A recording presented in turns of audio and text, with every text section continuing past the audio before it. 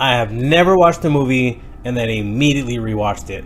I'm talking about Suspiria, my first Dario Argento film. Man, where have I been? I watched it again because it left me having so many questions.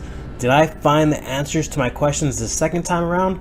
I'll let you know. So it starts off with an American lady, Susie, who just arrived in Germany and is exiting the airport.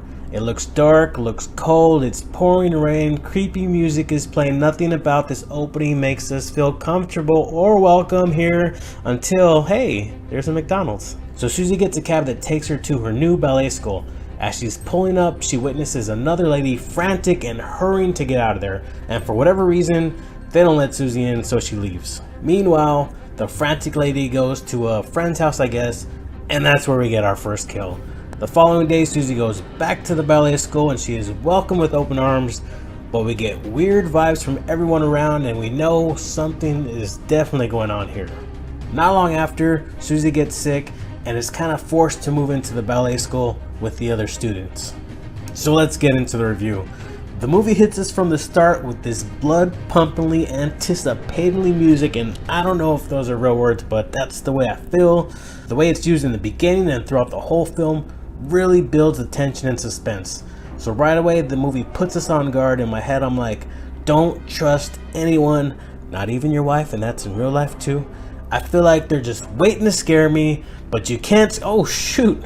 The way Dario abruptly uses music and sound to change the tone is so strong. Like, he's really going for it here, and it'll either work or not, and it works for me. The interiors and exteriors of these buildings are amazing too. They have a lot of character. I don't know if they're actual buildings or not, but the effort put in to use these super unique buildings and all the different colors looks great on film. And Dario has a way of using colors to make things even more uneasy. There were lots of instances where I wondered, did that wall really need red or blue accent lights? I don't know, but I liked it. And all the colors was just like icing on the cake. It was like extra credit and showed me that Dario really goes the extra mile for the fine details such as these. And that first kill was intense. It's funny because I wouldn't be so surprised by like a slit neck, a chopped off head, even a body cut in half. But this guy or girl, whoever does the killing, goes straight prison style and stabs you until you can't move no more, then a direct stab to the heart, then thrown through a stained glass window, oh, and then hung just for good measure. Some of these scenes really got me with my jaw dropped, like, ouch, that looks like it really hurts. Without giving away too much, there is a couple of things I really don't get story-wise, like what's up with the little boy, like why even have the character be a little boy? What's up with the blind guy and why is he seemingly set up? What's the whole purpose of having this take place in a ballet school? Why do they keep their shipments of food in the attic? And just what's the purpose of everything as a whole? Like, there seems to be so much more to the story that I'd like to know more about. But you know what? Having all that remain unknown is something that I really like. I don't like having things spelled out for me, and that's what made me watch this movie twice to see if I could figure it out. Expanding on some of those things I don't understand, there are some subtly strange interactions, like they're not all that strange when they happen, but what makes them strange is that it's almost like there's more there, or this is going somewhere, or we'll be coming back to that later, but we never do. Without giving away too much, a lot of my questions were like, why does he do that? Why does she say something the way she says it? What was she gonna say before the scene got cut off? Let me know if you noticed what I'm talking about, or am I just crazy?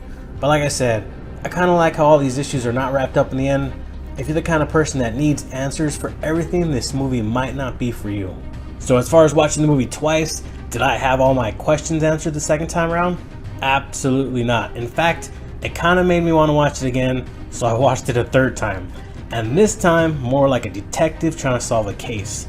I paid close attention, I took notes about the dialogue, about everyone's reactions, and kept a close eye on the background too. What did I come up with? Well, for starters, I feel like there's a lot of things that are said and done in an attempt just to throw us off. Things are definitely highlighted in a manner to make us wonder about them, but they are ultimately meaningless and go nowhere.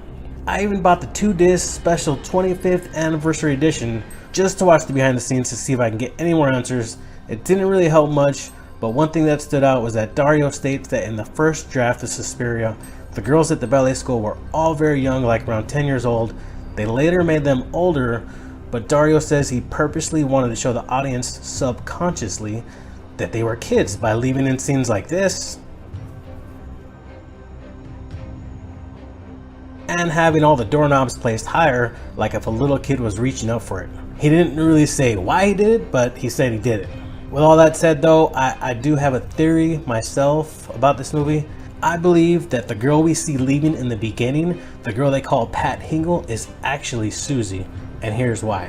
When Susie first walks into the school, Madame Blank states that the person that was murdered was also just expelled, but then Madame Blank says that Pat was a new student that just arrived. How does a new student that just arrives get expelled? Okay, let's say that's possible and that could happen. Let's dig a little deeper. Olga, Susie's off-campus roommate, says that Pat Hingle was always arguing and causing trouble and was a busybody.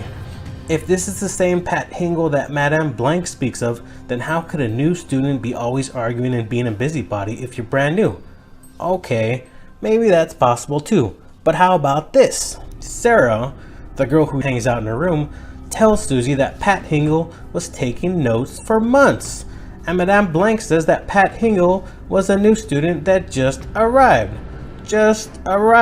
So did she just arrive? Or was she there for months? What is it? Okay, I know this is kind of weird, and you do kind of have to suspend your ideas of how time works for a moment, and just know that my theory does involve some kind of weird, strange time loop where events take place over and over again with possibly different people. For further proof of my theory though, Susie does plan on staying at the ballet school in the beginning, but Madame Blank tells her her room is not yet available when they first meet.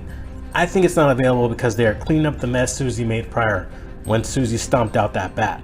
Lastly, it's pouring rain when Pat Hingle leaves in the beginning, and it's pouring rain when Susie leaves at the end. It's the same person. And that's my theory, and I'm sticking to it. Anyways, thanks for watching. I gotta go. Bye.